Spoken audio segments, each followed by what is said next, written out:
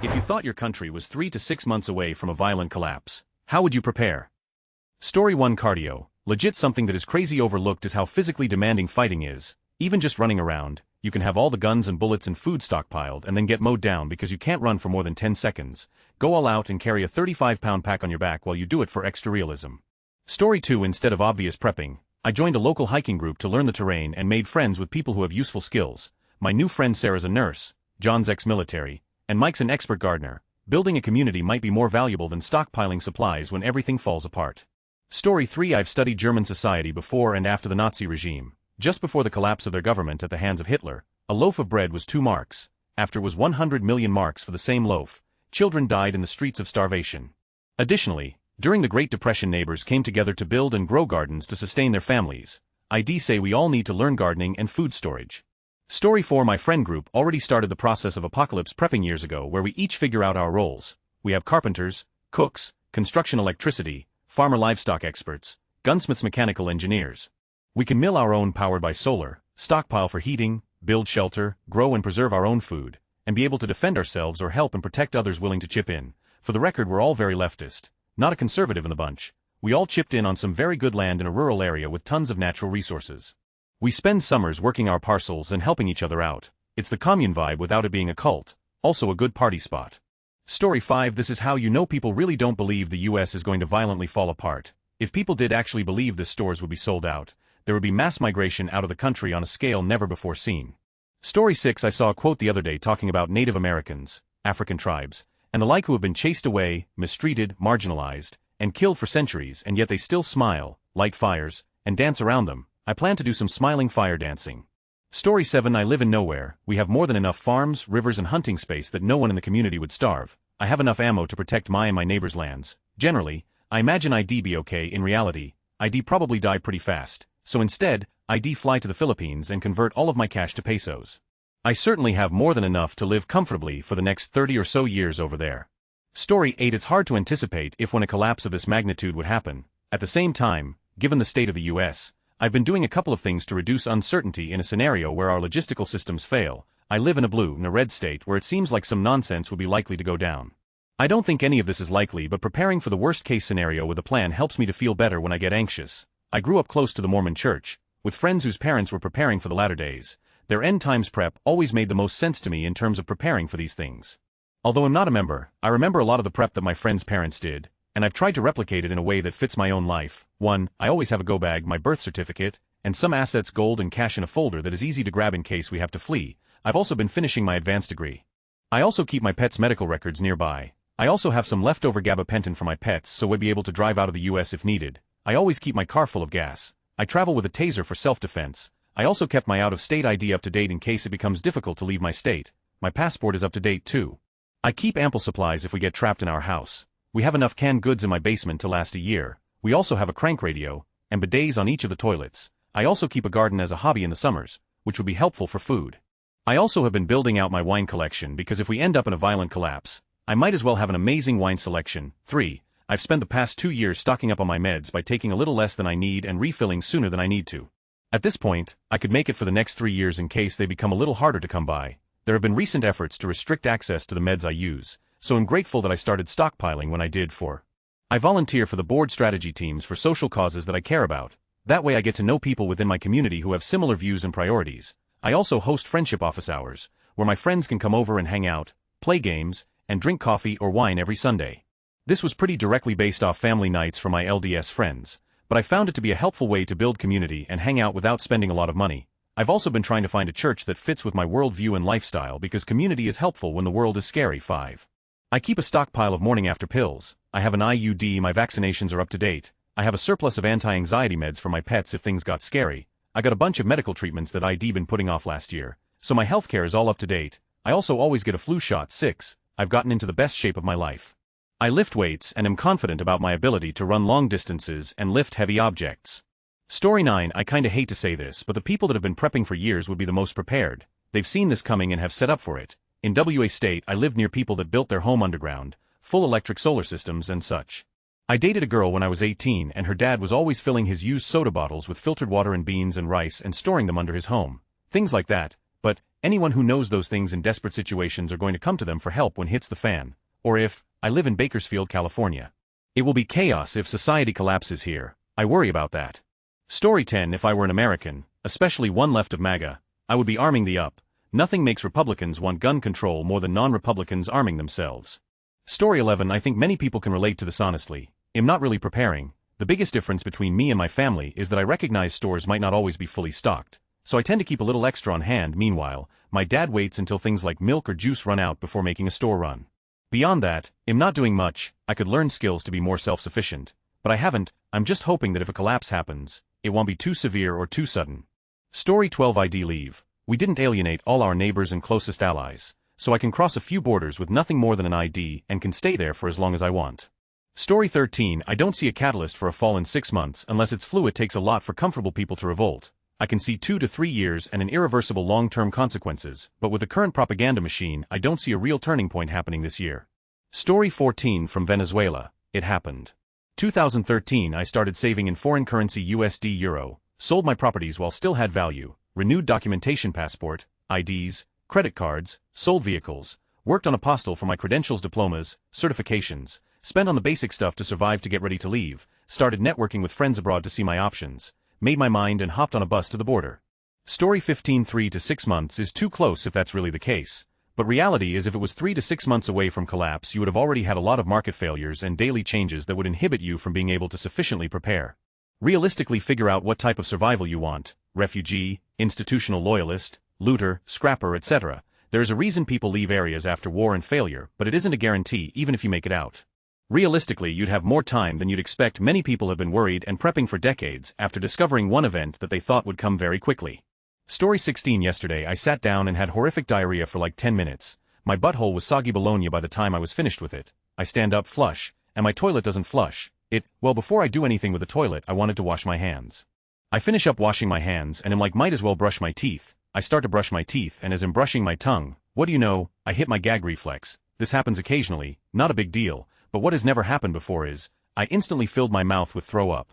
And there's more coming, so I rush to the toilet, start to lift up the lid when the hurl can't be held back any longer. My throw up hits the lid at its halfway point. It causes this effect you see when your water coming out of the faucet hits an upside down spoon. There's a fountain of throw up now going on me, on the walls, all over the back of the toilet, and finally in the toilet. Once the lid is lifted my violent throw up splashes the diarrhea water all over my face. Once I'm finished, I'm staring down at the vomit crime scene. This is what I'll be doing. ID put micro machines around the doorway of society so any threat would slip and fall, maybe rig some paint cans on ropes to cover society's staircase. Story 17. ID say stop overreacting. Your country isn't facing a violent collapse. Sure, it's going through a somewhat tumultuous phase, but it's so much better off than most economies and still the innovation capital of the world. People democracies are far more resilient than you give them credit for. Story 18. I wouldn't be LARPing as a revolutionary on Reddit, but that's how you know these people aren't serious. They farm karma. There are bots, the moment hysteria, but if it were really going that way, this would be the last place you talk about it or how you would do it. Story 19. Honestly, ID look at moving elsewhere. I know ID want to be one to stand and fight, but I also know in my core that I likely don't have that in me. ID find a safe place to shelter while funneling whatever support I could back to those who were fighting. Story 20. Good old doom or gloom people. I presume this is talking about the US, so for those worried, sure, buy up supplied, run up your credit cards, stock up on guns, oh the irony, and wait in your basement. Meanwhile, the rest of us will continue on and nothing will happen. My question is, how many months are you going to wait in your basement before you realize you were being silly? Story 21. If you really felt that way you should sell your property and prepare to move. There is no amount of strategic planning that can prepare you for a governmental collapse. Outside of living in or moving to very rural areas to mitigate the initial impact, you are still likely to feel its effects. 3 to 6 months is not enough time to establish or stockpile a sustainable food, water, energy source. Your very best bet of avoiding any disruption is to liquidate a number of your assets and find another country to live and/or move to a rural part of the country that borders another country. That way you can maximize your options in terms of goods and supplies. Realistically, civil unrest and political violence are likely to follow a governmental collapse. Avoiding city centers and places with high populations should be your aim. Scarcity will also become an issue. If people get hungry enough, the first place they will hit up will be stores, after stores, farms. The closer you are to a city enter, homesteading or not, the higher the risk you will be affected. Story 22. I do and I'm scared. I have a 2-year-old and can't up and leave if gets real. Also, where do I go? How do I take my pets? Do I pack to leave for good or for a few days? It's scary. Story 23. I live out in the country and work on a ranch. There's approximately 2 homes for every 1 mile of road. Everyone around me has got skills to bring to the table, so luckily, probably already prepared, I really feel for city dwellers nowadays. I think it sucks people have developed into what they are now. Certainly wishing the best for everyone out there today. Story 24 Community. The key is building a community. All these preppers who think they will be safe are delusional. You'll have about a week until people get violent. You'll eventually run out of ammo. If you don't have community, you won't survive. Identity, the skills of the people in your community, that will be key. Story 25 Gardens are a good idea, but water is a problem. Lots of corporations like Nestle are buying out public water supply. Given droughts and whatnot, water is going to be a big issue. Also, many of us are on medications that can't be stopped abruptly without bad side effects. Having enough on hand to wean off is going to be very important. But I barely have a will to live now, and I can't stand feeling uncomfortable, so I volunteered to be first down. People can even eat my body, I don't care at all. Story 26 Ammunition for my guns. As much non-perishable food as I can get, bigger generator and lots of fuel for it. I live on 20 acres in the country, so I can control my immediate environment better than if I lived in town. Talk to all of my immediate neighbors to make a plan so we can coordinate our actions should actions be necessary. As a group, set up a control to access to the subdivision, fuel up all of the vehicles. Story 27 ID Get all the violent illegal immigrants out of the country and protect my borders. ID Then, make sure I wasn't using citizens' tax money to support other countries. I would beef up the military complex. I would demand that other countries treat my country fair with negotiation on trade. Story 28 Depends on what country you're in. Depends on how developed it is, location, who is taking over, passport power. I really hope you are not asking this as an American. Story 29 You Americans are the most dramatic people around the globe. Half of world's population would kill to be in your place, and you are here screaming doom on Reddit because you elected an incompetent troll for a president. You'll be okay, on global standards. Story 30 I've had a bad feeling about the direction of the US since COVID, so I've been slowly buying up necessities like medicines, bandages and other first aid items. I've also gotten into hunting and learned how to field dress the animal and process it myself. I'm starting a garden in the coming weeks with family friends and building up a small little community. Story 31 You can follow Thriving Under Dictatorship for tips on how to get ready. Story 32 You find community. You don't throw up your arms and give up, you have to fight, you protest, you let your voice be heard, you contact your representatives, you run for office, more change happens locally, work on fixing your local community, find issues you are passionate about and work on them. Story 33 Every time I buy groceries I buy 1 or 2 extra cans or dry goods. I have a little space where I store them. I'm not a full-blown prepper, but I do have a couple weeks of provisions if needed. Also good to store up some medications, bottles of water, etc. Some batteries are helpful too, you never know. Story 34 Unfortunately, as I'm disabled I'm just watching it burn down around me. I'm signing the silly petition and planning for the best, but I can't really train for living in the woods right now, so just reading about different places to start over if we survive that far. I will be getting a gun though. Story 35 Guns, ammo, clean water, and canned food. Also, books that teach you necessity-esque. Internet may not be working. Gardening, how to ask for anything you need. Story 36 ID Probably moved to the mountains to live with my mom. She owns her house and the town she's in is pretty self-contained and isolated. My wife and I could hunker down for a while and wait for all this to blow over. Story 37 Getting a passport is high on my list just in case. As a 77-years-old woman with mobility issues my chances of survival are slim at best in a post-apocalyptic America. Story 38 I think the world is collapsing. I think we have built society with America leading the way. And being a citizen I can say I didn't realize how corrupt our government was until the pandemic, the wars, the consumption and consumerism, the countries we've devastated, and continue to devastate. I almost feel like we need to collapse and rebuild a more connected, loving world. Story 39 Living it up as much as I can. I survive. Things aren't going back to how they were. It doesn't matter where I end up. I will have lost everything. I die, well I die. Story 40 I will start now to get money out of the bank. Just in case the banking system gets. Since I am sick, I'm going to start waddling some medicine away and speak to my specialists to find out a plan and to get a just-in-case script for iodine for my husband and I am going to stock powder products and canned foods and other types of things. I don't see a huge reason to panic, but I do worry about the money thing and my meds since I have MS, spinal disease and severe major depression, and I just cannot imagine that an uneducated person running the HHS would consider none of those problems organic within a person corrected by diet. What the has happened to our country? Story 41 ID Sleep better at night than this, that's for sure. Years and years of it is what it is far more mentally taxing. It would mean that it would finally get to a point where Americans say enough, I am a human being, not a freaking slush fund for billionaires. I already do what I gotta do, I'm not worried about that. I'm worried about how the bad it has to get Americans to protest what's going on. What do we have to do to get some resistance around here? And I'm not talking about bullshit protests with line dancing, sit-ins, refusal to leave, etc. Yes, I know you'll get a criminal charge, but maybe we should put together a group of PIAPU with who will employ you with a damned criminal charge, like they did in the 60s. That should be a badge of honor. In Italy they're protesting Elon Musk. Here we say thank you sir, may I have another? Story 42 Honestly, zero idea. I barely have 200 to my name, no car, I live with my parents, I would probably just continue on as I do now, living day to day and just trying to survive. Story 43 I do think that, I'm an American who has purchased enough food for a year and plans to just stay home and keep his head down. No, I'm not remotely a doomsday prepper, I'm a historian. Story 44 I planted avocado and olive trees next to my rosemary bush and tomatoes next to the basil. The garden is full of edible nasturtium and hibiscus flowers, a very productive passionfruit vine, prickly pear cacti, etc. We installed solar panels on the roof, a car charger, and a bidet.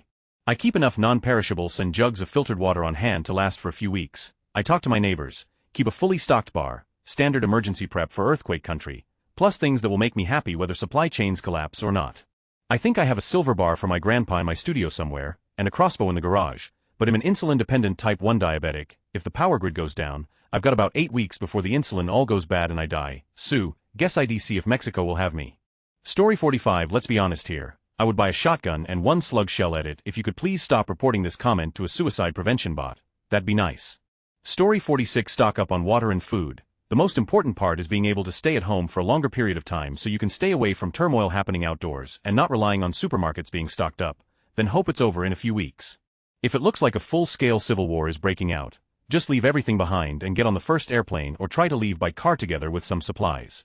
Story 47 Use up all my PTO and book a one-way ticket to a tropical paradise. Live off whatever savings funds enjoying life, then walk off a cliff into the ocean when I'm ready. I don't want to live in that Walking Dead The Purge world. See myself out. Story 48 Being in America, I guess my husband and I are privileged in that the family farm is in northern Maine that backs up to the Canadian border. If things to real wed just walk to the back of the property, would take us about 30 minutes to be refugees, or illegals as Trumpers call them. Story 49 Violent collapse is unnecessarily vague, and does not describe at all what your experience looks like on the ground. It's like asking if the plane 40,000 feet above your head is taken over by terrorists. How do you react? OMG, this is horrifying. Should I leave the country, buy guns, learn to code, change my name? If it looks like rain, bring an umbrella. Story 50 Get a passport and research about countries that would take you as an asylum seeker. If you have other citizenship, have the documents ready, have routes planned, for example go to Canada to get a flight in case of being dangerous getting into the airports, have money ready to buy a ticket in a short period of time. Now if you want to stay, get a gun if you can and know how to use it, get dry food, rice and beans last a long time and are a great source of protein and carbs, have cash on hand, but also remember that that cash might be worth nothing. I have a bank account in another country as well. If anything, all my money I transfer there, and I can use it in a digital wallet or get cash in any ATM at the local currency. Have your files and hard drives. I don't know, that's all I could think so far. Story 51 Violent collapse. Most farms and ranches are conservative owned, most of the firearms, and those with training are conservative. The liberals don't stand a chance. Story 52 Hypothetically speaking, because that would never happen in America, we would suggest the following: get passports in order with more than 6 months before expiration. Understand where your cash assets are in case you need them on short notice. Think ahead of time for potential places to drive, fly, ship or drive to with visa rules. Language translating device or app. Prep a go box with important papers. Know a radio, tools, first aid, prescription meds, cooking, camping items, suitable clothing for all seasons. Vegetable seeds. Have go clothes and shoes organized in a closet and in a dresser drawer. Do a checklist for prescription eyewear, laptop, notebooks, pens, non-prescription items, toiletries, hidden keys for the house and left behind vehicles, bedding, etc. Story 53 There really isn't much you can do. Hunker down and try to live. If that happens or civil war, a whole lot of people are going to die. People even deep inside states they thought would be safe, food, water and ammo, the big three, then medicines and shelter. If you or a family member have a condition that requires medicines or treatments to stay alive, then in this case scenario those people will die. Story 54 There's a ton of great advice here already. I'm going to add some fun specific suggestions I've learned from the military and working in disaster areas. Plan for entertainment. Violent times and disasters are brief moments of excitement and a lot of downtime. Being bored is dangerous. At the bare minimum, have a poker set handy. When I was in Iraq, we played tabletop role-playing games regularly. There are some that have a very low barrier to play. I personally recommend Savage Worlds. It's generic and only needs one small book. If you have something electronic, pick up a small USB solar charger. Booze, tobacco, and coffee. Even if you don't drink or smoke, have some on hand. I can't even begin to tell you the trade value of vices when it's hard to find. Bonus for booze since it has medicinal uses. I highly recommend to wean yourself off of any addictions while you can. A week of debilitating caffeine withdrawal headache sucks. Exercise. This is so overlooked in prepper circles. My personal metric would be: can you run a mile without stopping and pull up your own body weight? If you are in reasonable shape, you will respond to stress better, get sick less, and just be able to do more. It can even, on occasion, cut down on supply needs. Pick up a few skills. 6 months is more than enough time for wilderness first aid or at least CPR. Learn how to fish, basic land navigation, even just the NATO alphabet. I deeply believe that there is no such thing as useless skills. Meet your neighbors. A community is the #1 prep. You don't have to be best friends, you don't even need to all prep, but you should know each other's names and how many people live across the street. Be comfortable enough to ask for a cup of sugar. There's a lot more, but there are a ton of sites to go over bug-out bags, planning, and all that other stuff. Edit recommend checking out Tribe by Sebastian Junger. It's a good read on the interaction between danger, disaster, and psychological well-being. There's a full reading on YouTube and it's very short. Story 55 Learn a skill that is useful, will always be in demand, and not already totally saturated. Even better, something that doesn't use tech or require electricity. Use skill to barter for goods or services needed. Stock up on something people will be desperate to get. Like whiskey or even basic first aid supplies, alcohol, hydrogen peroxide, bandages, antibiotic ointment. Story 56 By moving to another country, if it was possible, South America seems mostly unaffected, so find a decent space down there in the jungles or the forest or the mountains. Live a peaceful life, raising maize. Story 57 Download Wikipedia. Download a local AI for your PC. Get a webcam for your AI to help monitor stuff, and learn things. Sell everything and move to somewhere which has the minimal medical to support you, so surgical at least. Get some solar. Learn about the land. Grow food. Spend a few years mastering a skill, or have enough renewables to game. That's my plan. Story 58 Planning a lovely car ride out to DC, and reminding them just how scary it can get for them when people come together as one against the one true evil in this world. Story 59 It depends on the situation. Solo, I would be looking to get out, to move abroad at least semi-temporarily. Training, higher education, fellowships, jobs, I would be applying for those things now. With kids, I am considering my social ties and whether where I currently live is likely to be a shit show or not. Is there somewhere safer I can move and still have social ties? How could I keep my kids mostly sheltered from chaos, elderly parents or other versions of stuck in current location? I'm considering my local community and social ties, thinking about groups I could connect with for safety and exchange. Church, LGBT groups, neighborhood groups, school groups, etc. Story 60 LMAO What a ridiculously dramatic question. Even given current events, please log off and go outside for s sake. Most people on Reddit are too fragile to continuously doom scroll. Story 61 You form a community around you, help each other, work together, keep each other safe, organize, be active, find people with skills. If you want something more singular, this is a great video on preparedness and risk. Story 62 Move outside the city, build a small house and get some ducks, goats, and ideally 1 horse and 1 dairy cow. Also prep a garden space, collect seed starter plants and fully stock the ammo safe. I don't necessarily think collapse is imminent, but I'm definitely still trying to get all of the above done within the next year. Story 63 To quote or paraphrase an episode of the comic strip, well me here come the Russians, quick out the back and run like so. In answer to your question, you'll be running like. Story 64 So 2 options really. Are you staying in your country or are you trying to flee? If you're trying to flee, do your research and find if there's anywhere close or accessible with an accepting immigration policy. If not, research refugee status and what countries would accept that. Position yourself so that wherever you are going is a relatively easy trip. If you are staying, you basically need to prepare to hunker down. Start buying bulk grains and beans and find cool, dry and hopefully airtight places to store them. Also stock up on water and possibly a water filter or filtration system. Depending on your financial situation, buy a freezer and stock it full of separated and organized meat. You aren't trying to live like a king, but basically how long can you hold out without any assistance? I would also say purchase a gun and enough ammunition for you to use it over a long period of time.